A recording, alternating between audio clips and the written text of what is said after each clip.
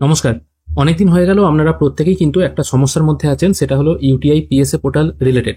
UTI পিএসএ portal বেশ কয়েকদিন ধরে হলো বন্ধ হয়ে আছে। যখনই আপনারা ইউটিআই পিএসএ লিখে গুগলে সার্চ করে ফার্স্ট লিঙ্কের উপর ক্লিক করছেন, তখন দেখাচ্ছে this site can't be reached, অর্থাৎ এই পোর্টালে এই মুহূর্তে প্রবেশ করা যাচ্ছে না।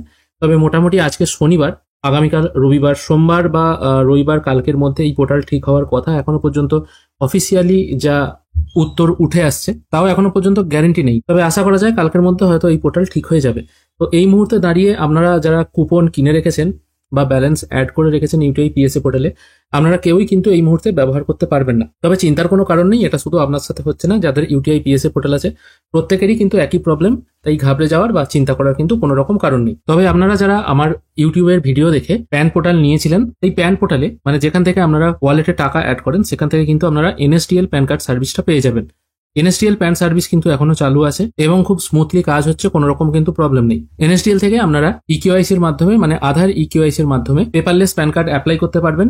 সেখানে আপনার পছন্দ মতো ফটো সিগনেচার দিয়েও কিন্তু প্যান কার্ড অ্যাপ্লাই হয়ে যাবে। নতুন প্যান পোর্টাল নিতে চাইলে ডেসক্রিপশনে দেওয়া ফোন নাম্বারে আপনারা যোগাযোগ করতে পারেন। তবে যারা ইউটিআই থেকেই প্যান কার্ড করবেন বলে মনে করছেন, তাহলে দুদিন ওয়েট করে যান। আশা করি এই পোর্টাল আর 1 থেকে 2 দিনের মধ্যেই ঠিক হয়ে যাবে। ছোট্ট এই আপডেটটুকুই দেওয়া ছিল। অনেক দর্শক বন্ধু অনেকে কমেন্ট করছেন যে এই পোর্টাল প্রবলেম হচ্ছে, একটা ভিডিও করুন বা কি কারণে প্রবলেম হচ্ছে।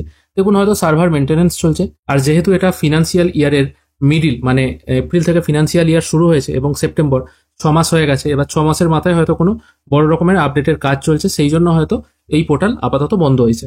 কিন্তু চিন্তা করার কোনো কারণ নেই, সবকিছু ঠিক হয়ে যাবে। আজকের ভিডিও এখানেই শেষ করছি। আশা করছি আপনাদের ভালো লেগেছে। ধন্যবাদ।